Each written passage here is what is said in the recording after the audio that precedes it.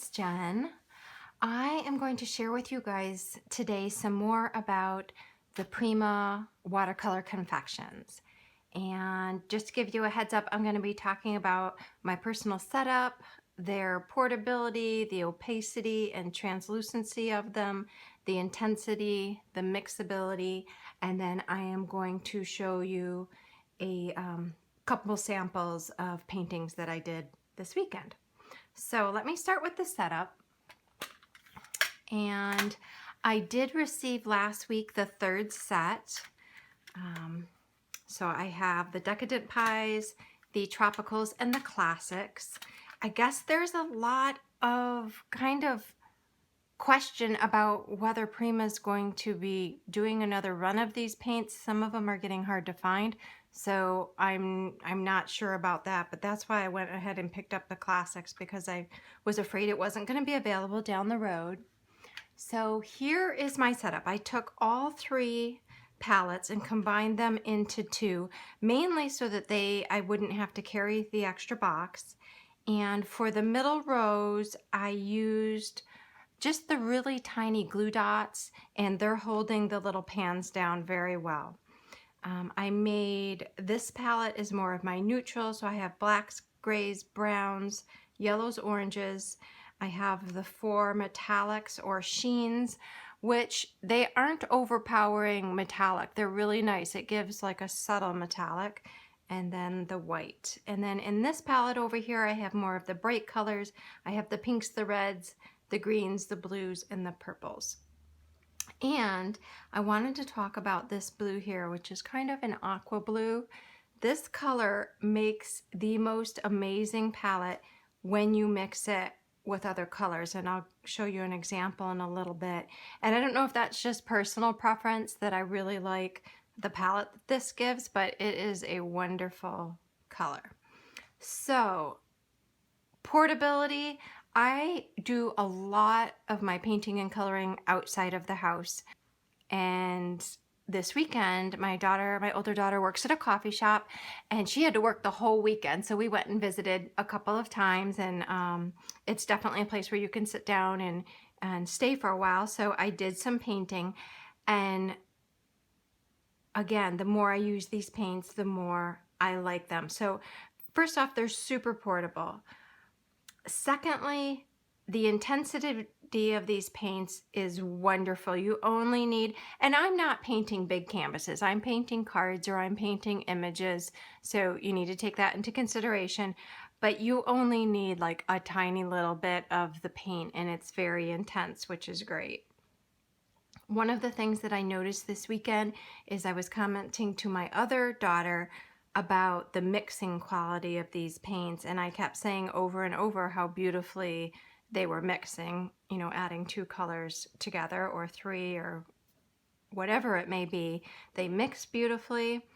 And then in my video from last week, which I was very hyper in, by the way, if you happen to go back and watch it, I was talking about how some of the colors have an opacity to them, and they do. But I would say all of the colors and all of the mixing I did this weekend, I was looking for a more translucent look because I was layering petals of flowers. And I have to say, they layered absolutely beautifully. And I'll show you in just a second. You can by watering them down like you would most watercolors, you can really get that translucent effect. So I'm, again, just absolutely loving these paints. Let me move these aside and share with you a couple of images that I painted. And so here is the first one.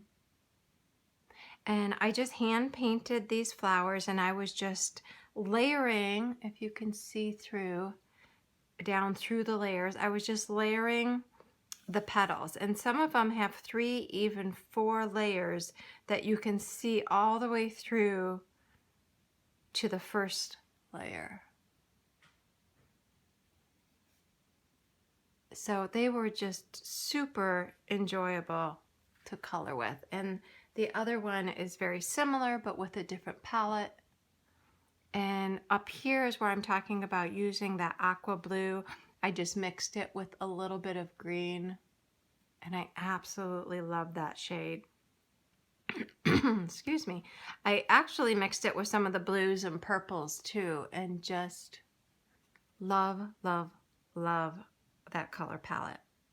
So those are my two cards. I use, these are the small dies I was mentioning last week that I picked up at Hobby Lobby. They come 10 in a set. They cut beautifully. So I put Live, Love, Laugh on this one. I just put High on that one. And then I want to show you guys really quick this Paisley paper that I used in the background. And this is on, these are both Paper Source cardstock, both the dark gray and the green. But I picked up this Paisley Pop stack at AC Moore last week. I hadn't been to AC Moore in a little while. They do have several new 6x6 pads in their 250 section, which I love. But I will share this with you really quick. This is a 48 sheet pack. And one of the things I really like about this is it has an extremely matte finish to it. The paper has a bit of a tooth to the finish, which I really like when I'm trying to adhere heavier paper like watercolor paper to it. I use score tape, but even so, watercolor paper with its texture doesn't always like to stick as well. And actually here I have it attached to the Paper Source paper, which is also very matte. But this paper, the Paisley paper, does have a nice surface to adhere tape to.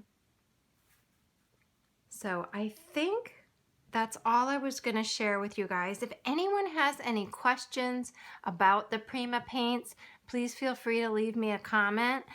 Again, I've only been using them for a couple weeks, but I absolutely love them. I highly recommend them. So you guys have a super great day, and I'll be talking to you soon. Bye-bye.